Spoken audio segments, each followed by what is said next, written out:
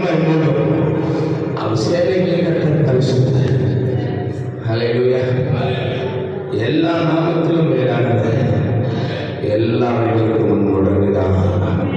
எந்த அதிகாரி இருக்கட்டும், இப்படிப்பட்ட மனுஷனாக இருக்கட்டும், பலசாலி உள்ளவர், எந்த சாதியில் அப்பாவுக்கும் உடையதாக கடைசி காலத்தில்